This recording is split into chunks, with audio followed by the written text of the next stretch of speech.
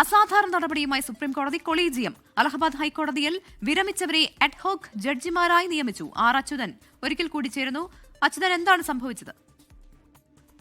പ്രവീണ, ഇത് സാധാരണ ഗതിയിൽ നടക്കുന്ന ഒരു നടപടിക്രമമല്ല. മറിച്ച് ഈ ജഡ്ജിമാരുടെ, പ്രത്യേകിച്ച് ഹൈക്കോടതികളിൽ ജഡ്ജിമാരുടെ നിയമനത്തിൽ അതിൽ ഏതെങ്കിലും തരത്തിലുള്ള ഒരു അനിശ്ചിതത്വം നേരിടുമ്പോൾ ഒപ്പം തന്നെ ഒരുപാട് ഒഴിവുകൾ അവശേഷിക്കുന്ന ഘട്ടങ്ങളിലാണ് ഇത്തരത്തിലുള്ള അപൂർവമായിട്ടുള്ള നടപടികൾ കൊളീജിയം സ്വീകരിക്കാറ്. അതിനായി സ്വീകരിക്കുന്നത് ഈ ഭരണഘടനയിലെ 224A എന്ന അനുച്ഛേദം ഉപയോഗിച്ചാണ് ഇത്തരം നടപടികൾ. അതായത് വിരമിച്ച ജഡ്ജിമാരെ തൽക്കാലത്തേക്ക് ഹൈക്കോടതികളിൽ വീണ്ടും നിയമിക്കുന്ന ഒരു നടപടിയിലേക്ക് കൊളീജിയം കടക്കാറുള്ളത്.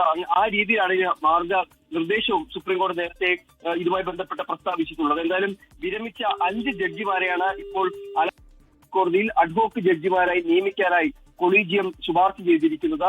ജഡ്ജിമാരുടെ കൂടുതൽ തസ്തികകൾ ഒഴിഞ്ഞുകിടക്കുന്ന സാഹചര്യത്തിലാണ് ഈ വ്യവസ്ഥ ഇപ്പോൾ കൊളീജിയം പ്രയോഗിച്ചിരിക്കുന്നത്. അതിന് പ്രകാരം ജസ്റ്റിസുമാരായ മുഹമ്മദ് ഫൈസ് ആലം ഖാൻ, മുഹമ്മദ് അസ്ലം, സയ്യിദ് അഫ്താബ് ഹുസൈൻ റിസ്വി, രേണു അഗർവാൾ, ജ്യോതിരാജ് ശർമ്മ എന്നിവരെയാണ് 2 വർഷത്തേക്ക് ഇപ്പോൾ അഡ്ഹോക് ജഡ്ജിമാരായി കൊളീജിയം നിയമിക്കാനായി ശുപാർശ ചെയ്തിരിക്കുന്നത്. ചൊവ്വാഴ്ച ചേർന്ന കൊളീജിയം യോഗത്തിലാണ് ഈ തീരുമാനം ഉണ്ടായിരിക്കുന്നത്.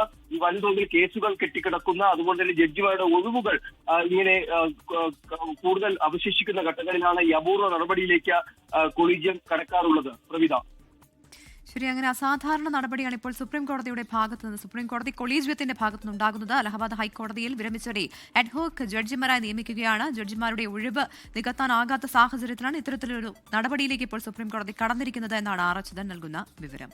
ലോകത്തെവിടെയായാലും ഏത് സമയത്തും 24 വാർത്തകളും ഓഗ്മെന്റഡ് റിയാലിറ്റി പാക്കേജുകളും എക്സ്പ്ലെയിനറുകളും വിശദമായി കാണാൻ ഞങ്ങളുടെ യൂട്യൂബ് ചാനൽ നിങ്ങൾക്ക് സബ്സ്ക്രൈബ് ചെയ്യാം.